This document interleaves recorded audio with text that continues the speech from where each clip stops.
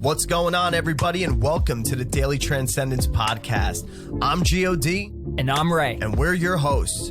Take a journey with us into the realms of some of humanity's most inner thoughts and theories about what lies before us and beyond the other side. Take a step back with us from the day-to-day heavy burdens of this constant evolving life. From awakening the collective, astrology, the spiritual divine, holistic health, shamanism, and quantum theory, to the frequencies and vibrations of our universe, history, religion, numerology, and so much more. We spend countless hours researching to bring you the breakdown of information from some of the greatest minds in these fields and even our own experiences. We're here to challenge your thoughts so that you can reshape your own minds and beliefs into ones that better serve you. We hope you enjoy the discussions about the supernatural and the ancient knowledge that we have become so fond of, and we wish to share with you so that it may also help you on your quest in this human experience we're living. Let the transcendence begin. Godspeed and share on. All right, guys, welcome back. Yo. Episode 4. Episode 4 here, baby. Man, this is going quick. Moving right along. Right along. This is part 1 of a 2-part series. Due to the length, there's a lot of information here. So we're going to go through 3 ages for you. Yes, this first part's going to be the first, dating back to first 3 ages, which we're going to go through. And then in the second part, we'll go over more of the more recent ages that we're kind of that we've seen and are going through. Right. So to give you a quick summary, we're going to go through the age of Leo, the age of Cancer, and the age of Gemini, and talk about human consciousness and civilization and its developments. And we will continue with a second one right after. So last episode, we talked about just, correlations of the belief systems and characters and stories and how they all came together and had this weird, it was a coincidence of all of them having similarities. And having like that synchronization with even some astronomical things. Yeah, the association was heavy. We tend to kind of want to unite all these sciences and all these religions and stuff like that, and condense them into some form. And a lot of gods having similar names, numbers repeating, story characteristics repeating. Now we want to go into the more grand story of these things and talk about the ages and how periods of time and long periods of time had these certain growth factors and certain themes going on, and how that was represented, through the symbolism of the age. Yes, exactly. So we gave you a little bit about, the actual archetypes and, the symbolism with, the astrological archetypes, even with the disciples and everything. So now we're going to further digress like the actual archetypes themselves, and how they're kind of represented as, these periods of time on so many different scales of time and cosmic clocks, and, what kind of energy is being brought in during those times? What kind of patterns are we seeing? How is consciousness evolving? And, what is the manifestation of these ages and their expressionism? And then how they're recorded throughout history. And like you said, the symbology of it too. Yeah. And that's what's giving us the ability to know where we're at on this cosmic clock. We're actually able to it's like, I've said this before, you look at the clock, it's 5 p.m. Shit, it's going to be rush hour. I got to get on the road. There's going to be traffic here, and the sun's going to be at a certain part of the sky, and there's going to be this representation. And due to this repetitive thing that we look at, which is the clock, and what goes on in those similar themes, and the universe has this grand clock, and there's a way to look at what month it is in the universe, what season it is in the universe, and then what's amazing and why we're so blessed with this science is by looking at the archetypes of it, you're going to get this grand understanding of where we're at. What time is it in the universe? Mm-hmm. And how all these sciences, philosophies, mathematics, schools of thought, how they can all be syncretized in one harmonious teaching. This is the why factor. Like, you're going to understand why we're here today, where we're at, and where we're at in the evolution of things and consciousness. So. Yeah. Exactly. So, knowing this knowledge and, these patterns allow us to acknowledge the patterns in our society and historical events and even our own lives. and to reflect on what is in harmony and what may not be in harmony. It brings an awareness to the forefront of consciousness that it enables us to adapt and thrive in the reality we're experiencing. So this foundational information does give us a deeper understanding of the concepts of the divine design. And we see all that throughout our universe, nature, and even our microcosm. Yeah. I mean, due to the, solar-based charts of every year of what your horoscope is and your birthday and your sun sign, and that even has its own seasons. And, you were born in a certain sign and that gives you certain characteristics. And you look at a chart and you could really see what's going on. So this is like the chart of the universe in a sense, in a kind of way to put it. So, and right now we're going to travel through the ages. We're going to give you kind of a breakdown of when, as humans, we're evolving and what age we were going through the discovery of the precession of the equinoxes, which is kind of the ability to see what sign is on the vernal equinox or spring equinox, telling us what age we're in and what characteristics and what things we're gonna probably experience through events and through just our actions and all that other stuff too. So, and before we go into, we're gonna go down the timeline. We're gonna explain real quickly and briefly, and we'll probably come back to it at the end of the episode, but how we're in the Age of Aquarius and how this was being sung about in the 70s. Exactly. And then we'll, in our next episode, we'll actually break that down even further to our current and moving forward. But before we do that, and before we go into this, I want to ask you, the listener, to engage in a simple thought experiment. So when you're intaking this information, take it as if in the perspective of an ant, and that you're that ant and you walked out onto a stage during a Broadway show.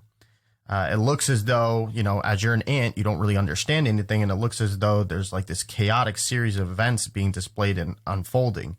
You don't know the language or what's going on. There's dramatic sounds, etc. You don't really understand it, and it seems like a chaotic thing going on. But if you understood it, you would understand that there's certain actors playing it. There's certain sounds, and you start to understand the sounds and the events that are happening, and you see it all being played out when you have that understanding, and it doesn't seem so chaotic. Yeah, like anymore. the world's a stage. Yes, exactly. So when you're looking at that perspective, that's literally where we're coming from, is that we are on the world stage, and there's all these cosmic crazy things happening above us, in our reality, other places in the universe and all this stuff. And it doesn't really seem to make sense to us sometimes. But we do have this reality that we live in, though. And there is a constant change and evolution of all things, and even our minds. So that's kind of perspective I want you to take as we're going into this. Right. And I'm gonna tell everybody right now that this goes on even in your body. Like, for example, like we're talking about how, the whole universe is connected in some sort, and what's going on all around in the universe right now tends to be this themed.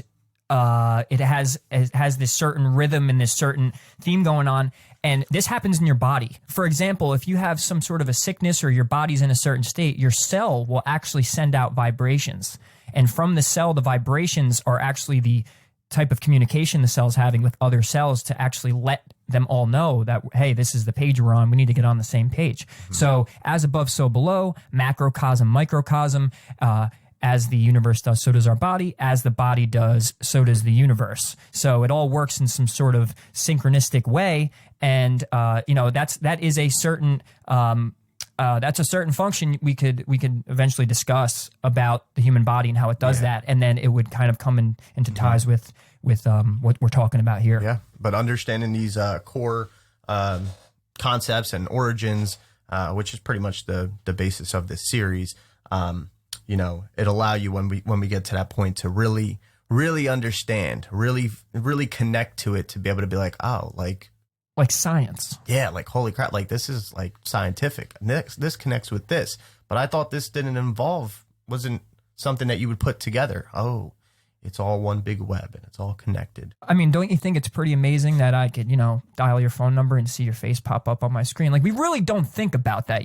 We also don't think about how we could walk into a certain vicinity of an area and all of a sudden I'm connected to the internet. Like, oh, you could just say, oh, well, it's getting a signal from there's the towers. Wi-Fi. Yeah, there's towers, and there's these things coming off. Yeah, well, we would call it vibrations. And that there's actual information in those vibrations. Yeah. So let's consider each planet kind of like a Wi-Fi signal. Exactly. Like there's certain algorithms going on in the ether that you can't really, it's really, when you look at it, it's like magic. Yeah, it is magic. We can explain certain things with science, and stuff, but, when it comes to where we get that data from, you got to think about it. A lot of it is dated back to our discovery of other frequencies and vibrations, whether, here on Earth or even with the cosmic environment that's outside of us. Yeah, and I think we get so hypnotized by words. Like it's like, oh, it's just that. Like, first of all, you're just muttering this noise at me. And we tend to have a bunch of other those little noises describing that noise.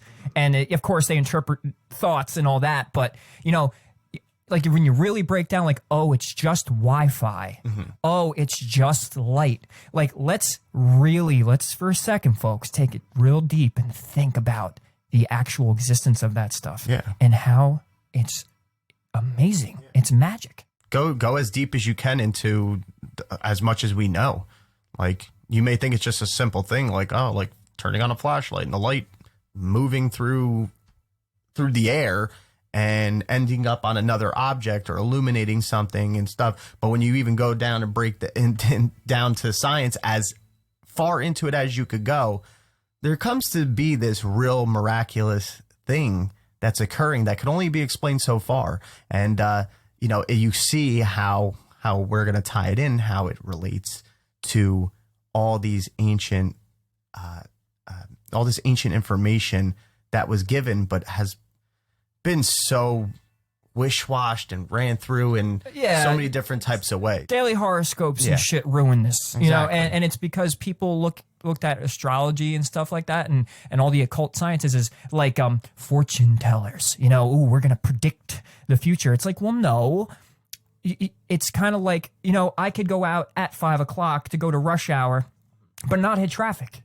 There's a chance that because it says something on the clock that it doesn't happen. I would actually say astrology is like the science of probabilities, and when it comes to the ages, they're a little more prominent. Like, you're going to really see how, with throughout every age, which lasts about 2,160 years of a time, like there's a great year. And this is completed with like 25,000.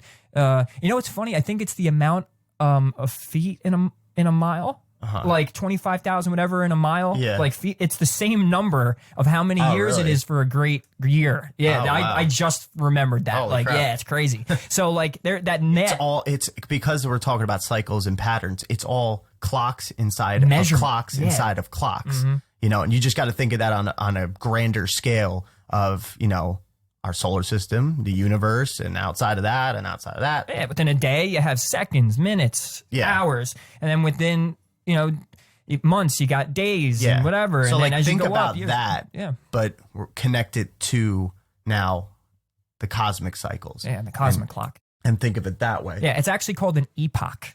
An epoch. Epoch. So since we're talking about the ages, what is... They're also often known as the Great Ages. And what that is history unfolds in a certain way of being, like broad chapters that are roughly, there's so many, there's not an exact pinpoint of, exactly how many years in our years, how many years that is, but it's always around 2100. Some people say 2016 years. Yeah, it varies. Some say 2,160. So it's in that 2,100 year range, each for the ages. And as they unfold, certain dynamics start to play out. So, Ray, you want to explain to us a little bit how that's viewed and how that works? The whole, seeing how we know what those ages are that we're in, how we're calculating that? Right. Well, so very simply put, if I'm standing on the equator of the Earth, and on March 21st, which we call the vernal equinox or springtime, we tend to have, if you're on the equal part of the Earth, we tend to know what sign we're in due to the sign that's on the when the sun's rising. Yeah, the fixed constellation. Yes.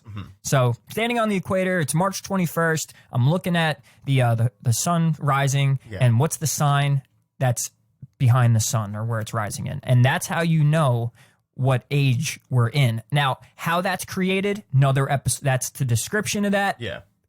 But this is how it's decided. This is part of the science. This is what we know. Yeah. So, for the past 2,000 years, since around 4 BC, say, around that time, Pisces was at on March 21st. You looked up, boom, you saw Pisces. Exactly. And that's the thing, just so you know, the pattern of the movement too. Like, it goes backwards. It moves backwards because of the wobble and the rotation of the Earth. The wobble and rotation of the Earth is what makes that perspective of it going backwards. So with that, there is a lot of astrologers that would say and believe that it has, it's associated with worldly affairs, these certain ages and these patterns, while astronomers, and I don't want to say all astronomers, but most astronomers and even some astrologers don't really agree with that. But planetary cycles are more seen as significant. But when looking into a period of time, like I said, I was like, you aren't going to look at individual planets necessarily. You would look at more of the world stage and the sun and our movement through the universe.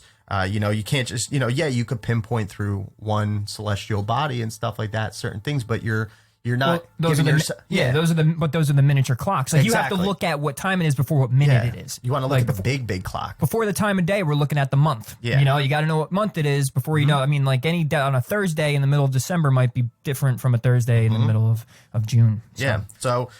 So we're looking at these like bigger months, these bigger travelings, and these ages give this bigger and broader description of what's going on in the evolution of mankind and in the evolution of consciousness and where our awareness is at. Exactly. So you see the iconographic shift even in ancient Egyptian culture, such as this is just an example, from bull symbolism to ram symbolism, and in the synchronization with the times of the ages.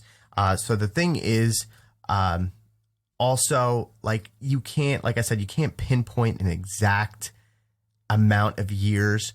There is a cusp in between these ages that kind of, the fading age still plays a role with the introduction of the new age, and it's a long time in our concept of time. So it's the same way as like the ages are like the tides. We know around when, the tide may rise and when the waves are going to come in, but you can't really pinpoint necessarily the specific minute or the specific hour and stuff. You kind of maybe just have like a certain like couple days time frame. Right, that's the same way the ages work. Right. Or I mean, even say like the weather, like, there's going to be a big storm. We don't technically know what time it's coming. This hurricane can hit at this certain time, or this, nature and all of this stuff really, you can't, there is an imperfection to its perfection. Yes. So you can't really truly pinpoint it. Same thing when it goes to astrology readings and charts. Like, it's not about like, it's Tuesday the 5th and Virgo's in my ass, so I'm gonna get a bunch of money today. So I definitely would take into consideration anytime if you want a specific answer, go to a fortune teller and just go get yourself disappointed, because it's kind of, I'm sorry, unless you're doing black magic or some shit like that, you're probably not getting what you want. It's a whole nother realm of shit. Right. But point being though is, so now what he's saying is, so you're trying to predict where the wave's going to crash, and you can't predict it. So same thing with these ages. You kind of just have a, this general idea of when these things are going to take change. So when we go back in past and like at the past, and we kind of talk about what happened to the Egyptians and before that with Babylonians and all that and the evolution of all that stuff, like even the gods that were worshipped and stuff like that. Well, I mean, it's around these times. You're going to see these shifts occur. It just they're somewhat specific. They're very important. Yeah. And it's like they are the no pun here, but the turning of the tides are in these specific areas for a reason. Yeah. And a lot of the transition of the time periods and the ages, a lot of them are subtle. Like, it's not necessarily like bang, bang, bang, the shit happened in like 7 days and then all of a sudden shit changed. Like, no, it was just that there was like these certain pivotal points that maybe in the moment during that time, you don't really realize the magnitude of how it's going to shape the future. But it does. Kind of like right now. Yeah, and you could reflect on that. Right? I don't think the world will ever be the same. And due to what? A year of what we just went through. And as much as we're like, yeah, it's a big deal, but I mean, this potentially has changed everything forever. We could all kind of agree that like it's like, oh wow, like things will never be the same. Yeah, we know that. Yeah. So, and we're seeing that play out, and we're going to get into that. Let's get down to brass tacks here. What do we got? Yeah. So, all right. So a thing to understand is the precession of the equinoxes. So the precession of the equinox is what we said with, so on the equator, that whole thing we're looking at. So now we could progress back in time and through this 21,060 or 2160 years period that this sign would occupy that spot. So the precession means to move backwards. So this, and it has a lot to do with the wobble of the earth and the way it's spinning and all that. So basically these signs go backwards in like the counter, I think, clockwise, right? It would be clockwise. Regardless, it looks backwards because of the rotation, the wobble of our Earth. Yes. So, and in astrology, when you go in actual order from Aries to Taurus and this and that, it actually goes backwards. It's in a retrograde motion. I know how much everybody doesn't like that word, but retrograde motion. So we're going to go back through the ages. So we're technically coming up to Aquarius. We're probably in Aquarius, but we're going to move backwards. So we're going to move probably around, I think, 7 signs back. We're going to go to its polar opposite. We're going to go to Leo. It starts at Leo. Because like the most information that we really have as far as when it comes to, humans and like actual recorded data and scientific data, it goes back to probably as far as Leo that, we can really go into, which is, I feel like is a good enough going back in time, but also to also understand too, like a full cycle of that whole precession of the equinoxes. When it comes to full term, it's a total of roughly around 26,000 years. Yes, and that's that mile number I mentioned. Like it's around. Once again, it's kind of it's up in the air, but around that, right? Yes. So we'll just say 26,000. And then each age has that 2,100 year around that per period. Yeah, divide that by 12 due to 12 signs. Yes, and that's how many years. Exactly. That's a full cycle then. Yes. So that's our great year. Just like we have a year where the sun goes around about the zodiac, there's a great year, a big year. So, and that's what it's like. We're going through the months and seasons of the universe. And so like we said, so since we're going to go back in time, the ancient Egyptians and even other cultures noted that every around 2,150 years or so, the occurrence of the sunrise in the spring equinox would occur in a different constellation. And like I said, because of the slow wobble and the rotation of the Earth on its axis, the precession causes the signs to look like they're going backwards. Yeah. So now we're going to go back. We're going to start off as far back as we can really go right now. And that's in the age of Leo. The golden age. Which the age of Leo, just to give us a little time frame, when's the actual kind of noted years of Leo? I've read it's 10,800, around 10,800 BC. And considering the whole math of how long an age is, so you'd figure 10,800 BC to 8,640.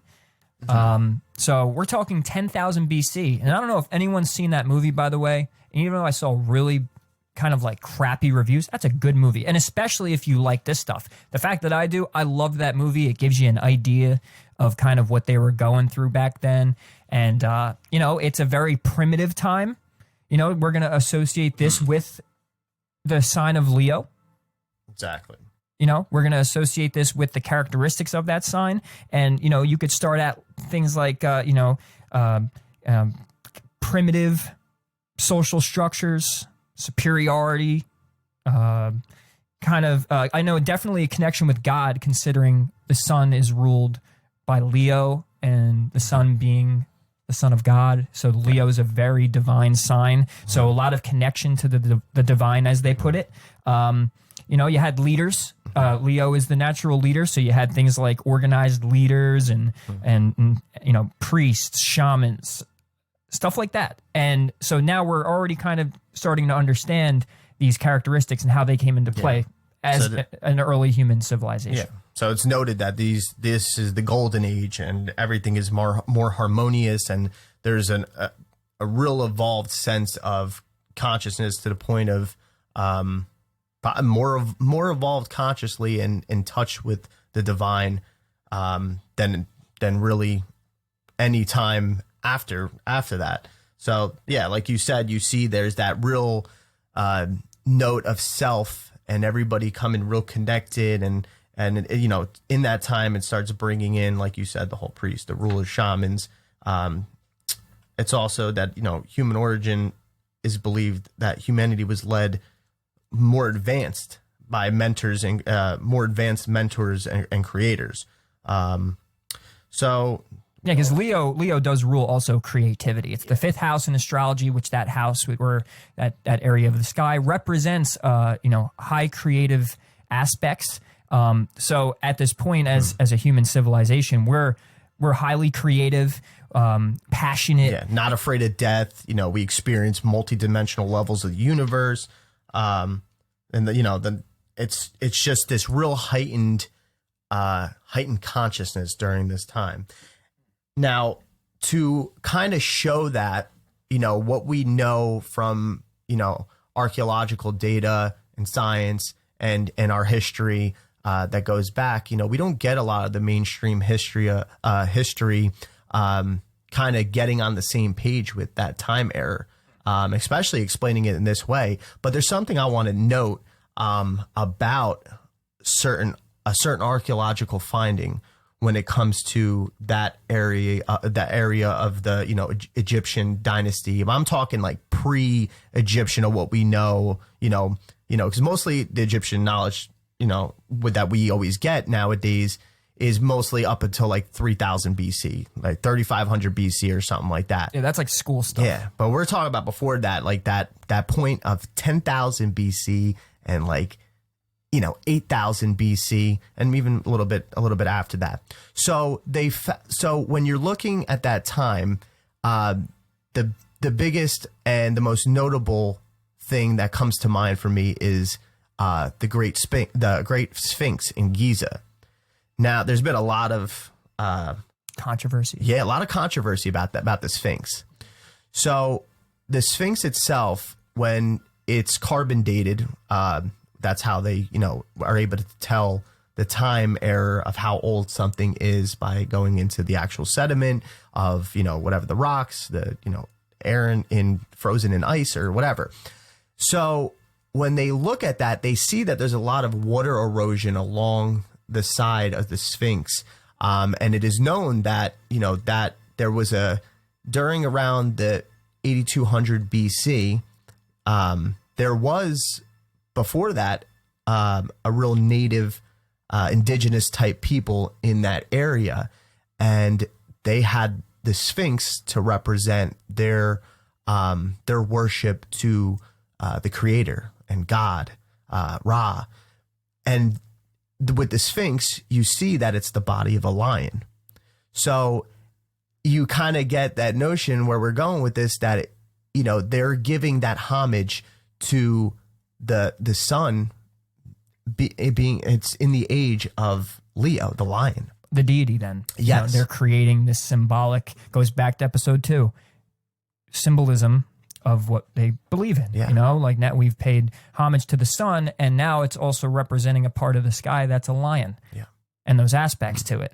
And what's crazy is like, you know, really to think back, it's like, how do they know this stuff to begin with too, which is crazy. But on top of that, it's like, not only like they're paying this like, you know, respects to this archetype, but it is actually reflected in what's going on the planet. It's not even just like, oh, we worship the lion. Yeah. No, but when you take the characteristics of that lion and that sign and that archetype, it's like this stuff's really going on the planet without, you know, like automatically in a sense. Yeah, because you see, I mean, and you think about when it comes to that period of time, you know, what's important, what is really valued at the time, and obviously it's the you know, the survival, and you know, they had to develop this awareness of, you know, seasonal or whatever types of patterns that are going on in order to be able to be, you know, make their land sustainable and to be sustainable themselves in order to be able to prosper in their land and, you know, develop the agriculture techniques that they needed in order to survive and harvest. So what you see is that, yes, there's a homage to that type of error and how it's working. And it's showing that, you know, they're paying homage because it's such a great golden era. But there is data, scientific data and archaeological findings that show that probably around the 8200 BC era, there was a lot of natural catastrophic events going on with Earth itself. And we see this because there's dated back actually in around like Iceland and like in like Greenland up there, like east of the UK. There's actually an island that's underwater, and it shows that there used to be inhabitants on that island, and the way there's just a certain big shift in how the water is over that, and it also relates with how that same area of the Great Sphinx, how, you know, there was also big water rising and deep waters rising there in that civilization. And we see that on the Sphinx with the wave marks, and you could see the erosion on the Sphinx itself. And it's carbon dated, and people, and the thing is they're trying to, you know, sometimes portray it as being like, oh, well, you know, it's denial. And yes, but there was something that happened. And there is sayings that apparently there was just a certain chaotic frequency and vibration going on with Earth, and the indigenous people at the time, you know, were just trying to survive and being more in touch and heightened with the divine power. It was kind of like a certain intuition and intellect was given to them. And some say that the building of the pyramids was kind of like this equalization of energy to stop the fault lines for being so disruptive or whatever. So not necessarily saying that that's, you know, true or whatever, but there's a lot of talk of that even with the actual natives of that area that go back. So that Sphinx we see is representing Leo in that time, through the signs, through all the findings, through even with the astrology. Now, there's something that I found really fascinating about that, because then on that Sphinx, it's like the human head of a pharaoh. Oh, yeah. And it's like, it makes you wonder. I was like, well, why is it they're paying tribute to Leo the lion, but there's a pharaoh? Well, maybe they got a little egotistical? Yeah, and that's where you see kind of like going through the time. Because that's the other thing. The Sphinx faces eastward, pointing to the star Regulus, which Regulus is like one of the head honcho stars in the constellation of Leo. Yeah, regal. That's where the word regal comes from. You know, a very regal person, very, you know, in charge. So, and that's a very Leo type. Yep. First degree Leo. So you see, as you kind of start going through this era, and, you know, they're surviving now, and, you know, they're flourishing. And I think Atlantis Yeah. Was here, right? Yeah, exactly. So there's this, it's thriving and everything. So obviously the population starts to grow, and you see that like now there's, you know, people that need to, you know, there needs to be a sort of order there as well amongst the civilization and society and the people. And that's where you see that all these priesthoods start coming up, and the hierarchies, and all this, and the keepers of this ancient wisdom. Yeah, like the royalty starts to pop up, and like people, human. I mean, real quick, what goes on in a Leo's head on the negative aspect? I'm the king. You better listen to me. It's very I'm right. Self-empowerment, but the negative side of it is more so like this, this self-absorbed, this egotistical person who thinks they're constantly right, or that they deserve something, like somewhat of a royalty. If you know anybody with a Leo moon or Leo sun, even Leo rising, Leo risings can't really get it, but Leo moons and suns, they definitely have that expression. So with we're comparing it to this age, and so now you take that, right? Like you have this, the aspects of yin and yang to this sign. You have the positive, self-empowered coming together. You got righteous leaders, and they're real regal, and they're this causes them to start straying away from that immediate connection to the divine. Because how self-sufficient they start becoming, that they start using more of their practical, logical mind when it comes to their innovation and everything. And that's where you see the transition from Leo going there, starting to go into the age of Cancer. Yeah, and before you dive in, we'll end with this, as I think it was around 9,600 BC. I think they predicted that the Atlanteans had fallen. And when you really want to talk about a Leo archetype and what kind of people these people were actually supposed to be, what themed out stories we have from the Atlantis. I mean, as Gio was talking about with like the fall of the catastrophic events going on with the Earth, and how the Earth has natural cycles. Which science proves that was going on during that time. Yeah, Greg Carbon Braden. dating it. Look up Greg Braden. Yeah. Great guy and awesome work. But and they have proven, right, like through like actual records that, there was catastrophic things going on and around 9600 BC, the Atlanteans fell. And there's some theories that they were putting like these certain structures and these crystal grids and structures all around the Earth, and trying to prevent the Earth from having these tidal waves and crazy magnetic shifts, and to hold the Earth in place while these things went on. So they built these structures on certain ley lines in certain parts of the Earth, and they had this knowledge, and they got a little too Leo-like and egotistical, and they kind of overdid it. And that's one of the theories. So it's funny that, you hear all these stories of Atlantis and what goes on, and then you do the studying of these ages and what was supposed to be going on. It's crazy. It falls right in place. It does. And then when it comes back to the archaeological findings, like you even see that all the other types of pyramids around different regions of the world really can kind of be dated a lot of the times back to that same era of this known catastrophic, events that are going on with Earth.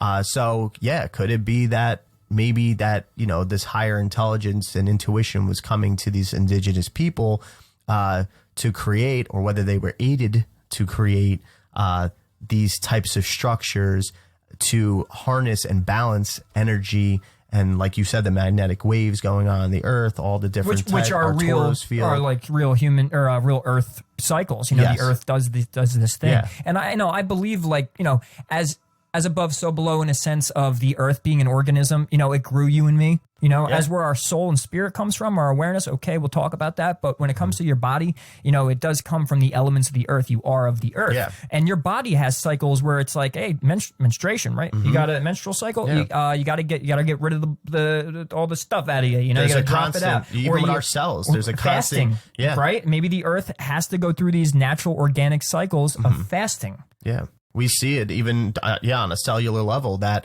our cells are constantly regenerating, conserving the energy and falling in line with that whole cycle of generating energy and regenerating, conserving the energy. There's corruption in the body, or corruption in the cells, and then the destruction and the death of cells and stuff, and then it goes back and it keeps going. And it regenerates. It's the same way. So how ironic. Earth is the same way. Right, because we come from it. Earthlings. I mean, hell, it's 80 to 90% water, and so are you. It has an iron core, according to the spherical guys. Yeah, we have iron in our blood. Have iron in your blood, right. So, and it pumps too, and so does the Earth's it pumps, and that what that does too is create an electromagnetic field. Yeah. And how ironic is now we've measured the fact, how we have an electromagnetic field. Yeah. We are a Taurus field.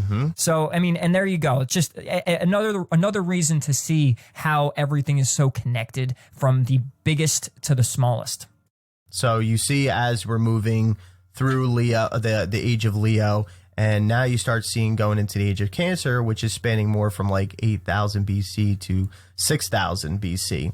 And like during this age, like there's energies of the constellation of Cancer going on. We all know they're like the mommies. Yes, it's very nurturing. There's both positive and negative aspects to all signs. That's one thing to really keep in mind as well. Like, not everything means good, not everything means bad. So during this time, we start seeing how humans start to settle down, start building houses, and creating settlements. They do their agricultural farming. Breastfeeding. It's also, there's also in certain areas where civilizations are knocked out, like there's also a reemergence of civilization, and it's almost like trying like to find their way back to their origins now at this time. Yeah, like we're in a different time period, and we mind you that like, now there's different civilizations, there's different things, there's this evolution going on, and these different cultures and just new themes. Like we've already took care of the Leo stuff. We understand that. So now this has to come into play. Yeah. So you could see how like that mother-like and that nurturing, aspect starts to come out a little bit more, and in order to preserve their way of life, and these nurturing skills become exalted. And there was a heavy thing during this time period that women were looked at in a more, I don't want to say worship, but worshipped, and just more. It was like a matriarchal society. Yeah, it does. It becomes you see, that's around the time when it does become a matriarchal society. Like certain like figurines that came up during that time with the voluptuous mother goddess are found all over the world from this period. And Cancer does rule mother, nurturing the families, settle life, farming, all of those. So and we really think, to balance it out from where we came from, this more patriarchal, more heavy hitting Leo, like establishing, and we have leaders and this and that. But there's also this side to us where we have to nurture the feminine side. This had to come into play. It had to, for things to balance out, really. Yeah, and you see, even though like there's still that masculine hold trying to stay from the age of Leo, where the masculine is still trying to hold on with the Pharisees and the priesthood and all that. They're still trying to do that. But you ever, ladies, you ever deny a guy and he just doesn't stop? Yeah, nagging. So humans were still like really highly intuitive, and we're connected still to the invisible world, as it can be called, and they have this instinctive knowing of what to do. Very intuitive. Yeah, kind of like the type of radar that animals have. Instincts. Yes, instincts. So they were actually more connected with the divine dimensions and receiving picture images still directly. So the average human from the age of Cancer would receive these, and there was not a need for organized religion yet, because everyone would experience divine directly. So coming out of that age, from Cancer, we're going to move, we're going to do some precessional movements back into Gemini. So, I mean, now that we have, let's catch up with ourselves here. Leo, you've established leaders. You've established this more of a society type thing. You have people that are keeping things in order and all that. And you could see how things can get taken out of hand, too, in that time, and can cause the fall as well. Considering the primitive aspects of it. And then but we've moved into that next age, and through the timeline, we see the cultures and the civilizations start to become a little more harmonious, worshiping the feminine side of things. Now we're nurturing one another and coming up with these concepts. But now we have some sort of home base. We got family. We have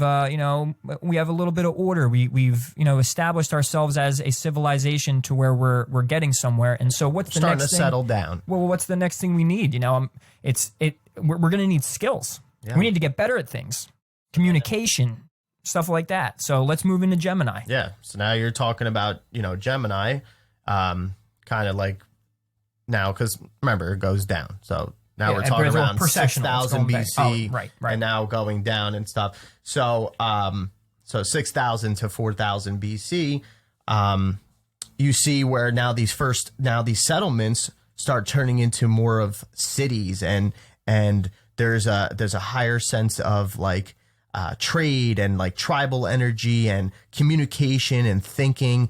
And this is also where we start seeing around the time that writing starts occurring. Which is a Gemini activity. When you look into the archetype of Gemini, that Gemini has this dualistic type of two perspective and communicative way and thinking way of being how it is. And you see this reappearance like after the fall of Atlantis, as it could be said. So Cancer ends up becoming on the ascendant. So that's now the new constellation that is dominating the horizon where the sun is to rise. And when we think of Cancer, you got to think of the moon, and the moon is that nurturing type of energy, the feminine aspect. That has to do with fertility and everything, and feeling. And still, like, there was this matriarch principle still involved.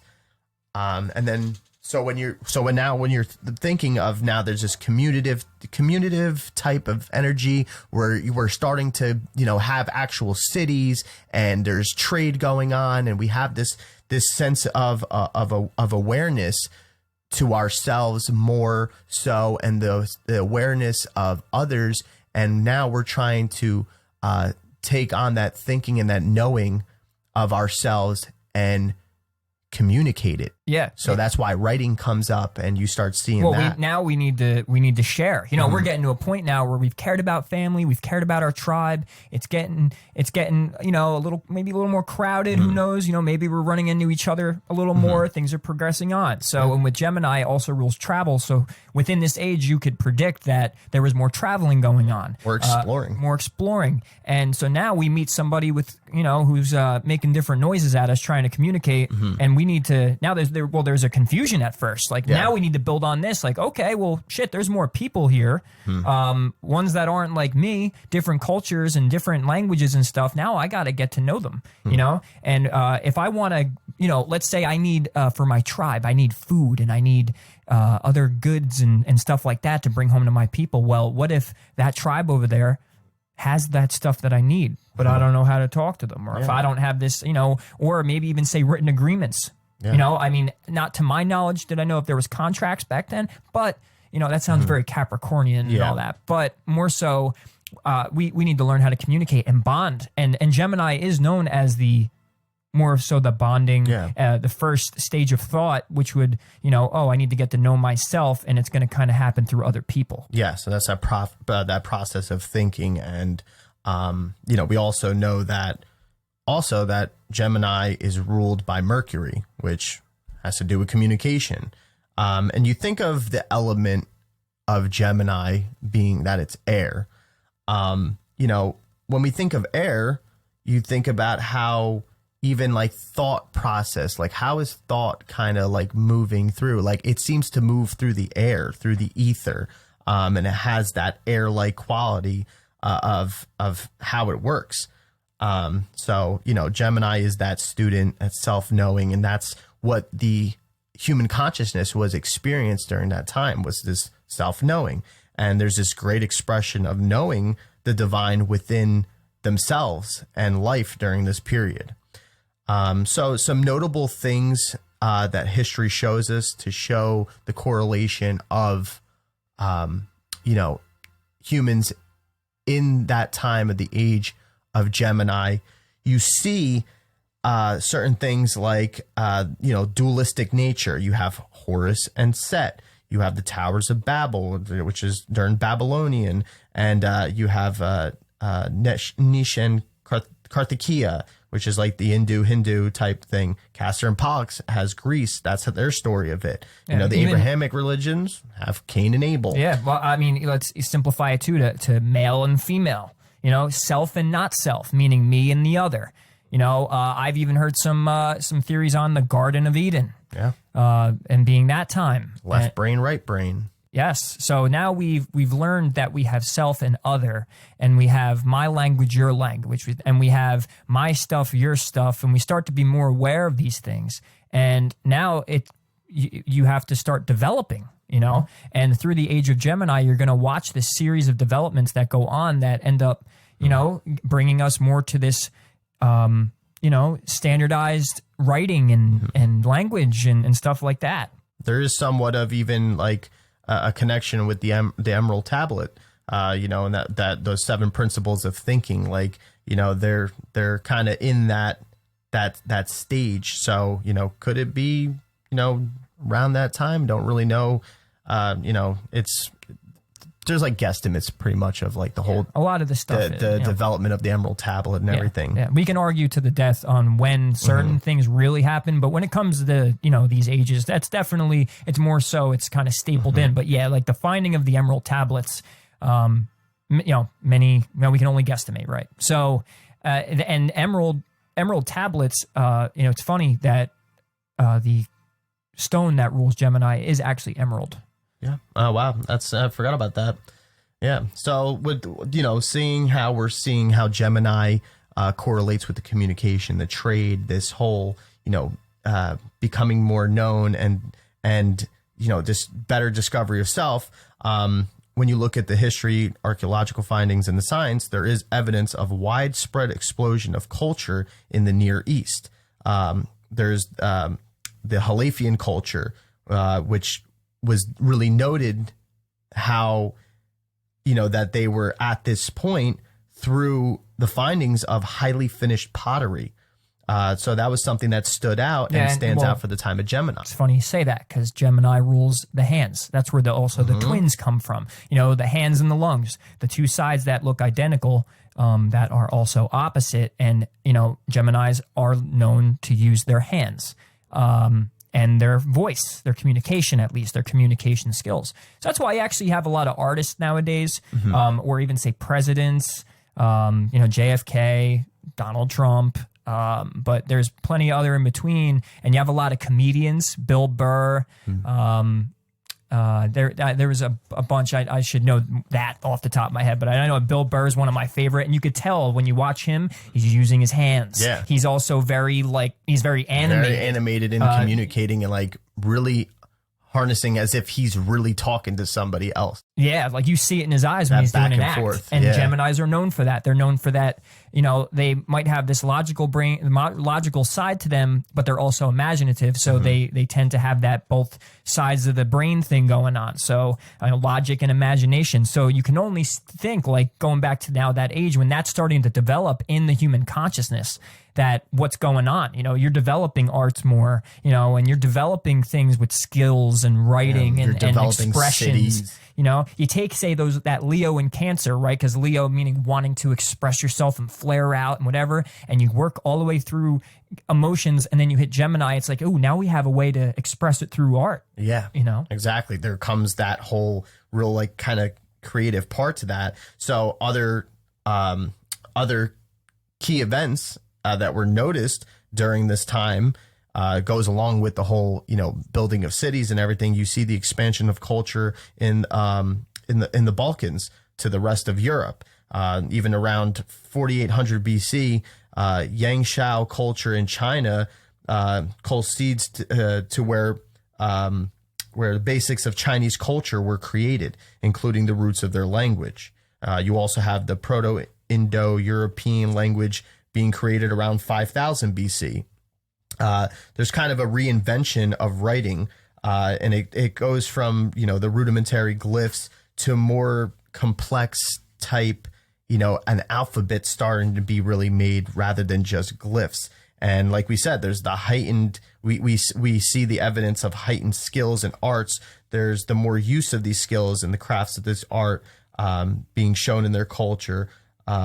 They have like the logical abilities are now more pronounced. The need of left rational brain and the intuitive right starts losing its power. The right brain starts kind of we're at a point now, because it's getting really logical, that it's losing that power of like the telepathic power and that psychic ability. So, and it's starting to be substituted with the practical ones. And you know, it's funny. You start to really see when you learn astrological placements, there's 3 decans in each 30 degrees, 10, 10, and 10. You have the first decan, which, by the way, usually is the most unevolved part of the sign. Mm-hmm. And if we're going in a retrograde motion, we're going from the most evolved part of the sign, most likely retaining all of the higher vibrational aspects of it, coming in very quick. We start to develop. And then it seems to me that as we progress through and go to more the lower degrees of the sign, the negative aspects seem to kind of and it shine a little bit, you know, like we start to abuse those things, or they get too like, you know, they run their course. Yeah. And it's like almost like the yang. Yeah, it goes through that whole kind of like measurement of energy and waves. Like I said, that whole like generative type property that energy starts with, and as energy is moving through space, it starts to, you know, there's a point where it's, you know, it's conserved, it's harnessed the energy, and then there's a part where it starts corrupting, you know, getting a little chaotic, and then there's a part where it just destructs, where the energy is no longer flowing, whether it's because it hits a block or something. And that goes along the lines with that whole how we see the energy work, and we know that the astrology was used to determine that. So, and that we'll get into more in our future episodes as far as the energetic patterns. Yeah, definitely the sine wave and the spiral. I mean, I'm saying like, okay, maybe at the end it gets more whatever, but it also could kind of move in more of a spiral fashion as well, where the spiral gets quicker and quicker, maybe like more in a sense of like, you know, we're taking these long strides and then all of a sudden it's kind of running its course and it's spiraling, like you're doing good and then you're doing bad and you're good and you're kind of swirling around, and eventually it just kind of swirls into, okay, time to evolve. Yeah. Time for the next age to come in. Yeah.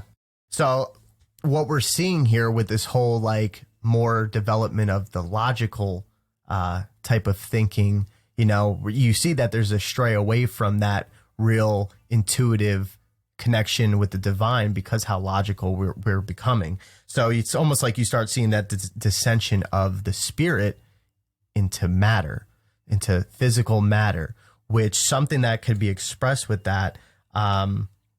Even during that time, you start to see something that stands out, which is the cow and bull god being kind of singled out as the major deity towards the end of the Age of Gemini and their pantheons, which is kind of foreshadowing the next age, which is the Age of Taurus. And when you think about that, even in the astrological sense, we know that Gemini rules what? Air, the lungs, right? And Taurus rules the throat, the voice. And how do we get the voice?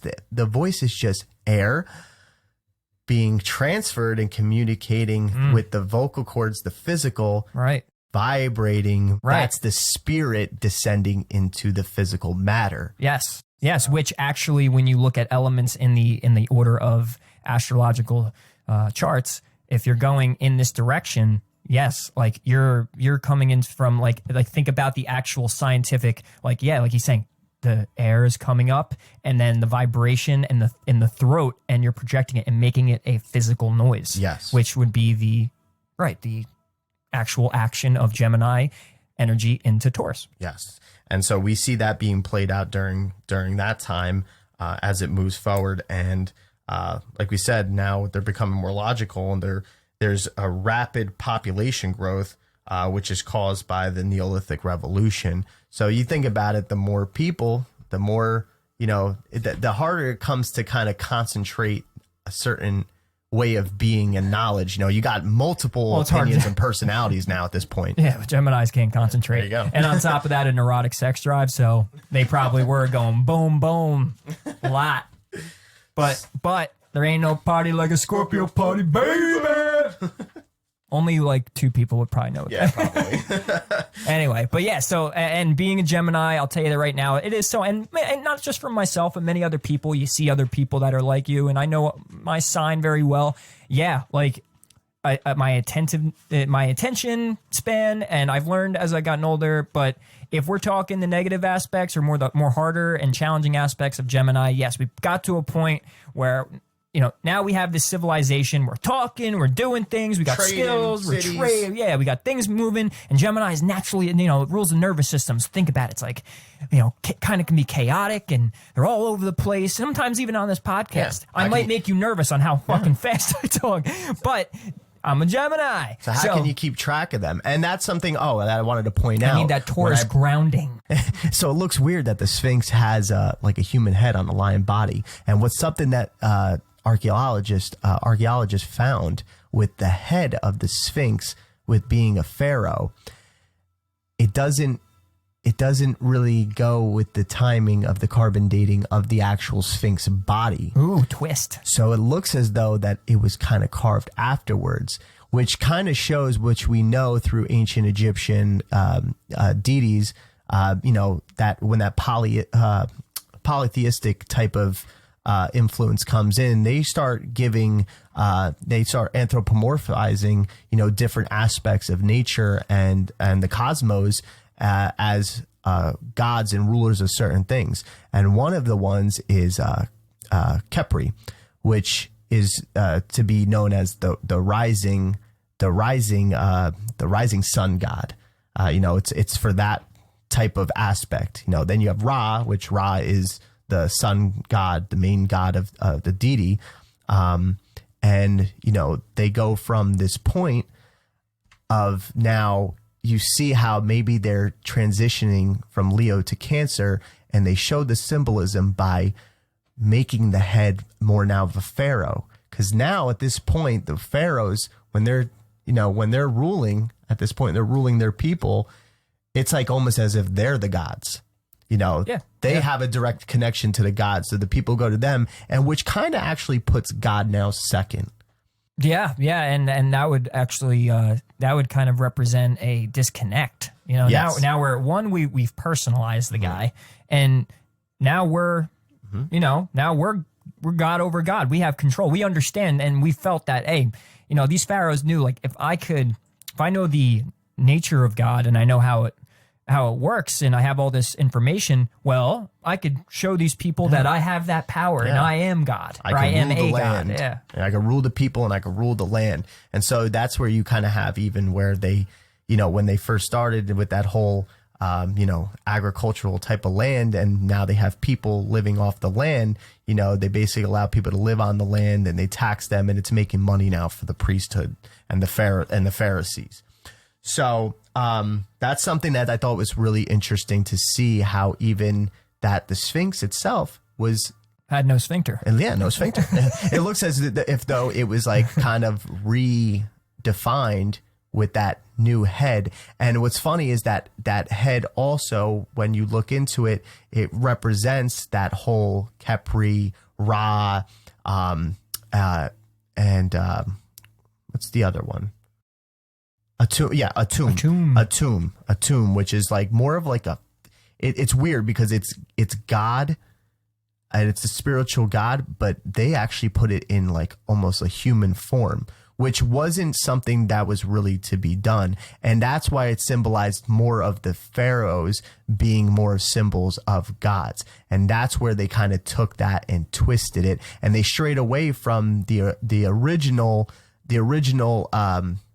divine connection, where it was Aten meaning the creator.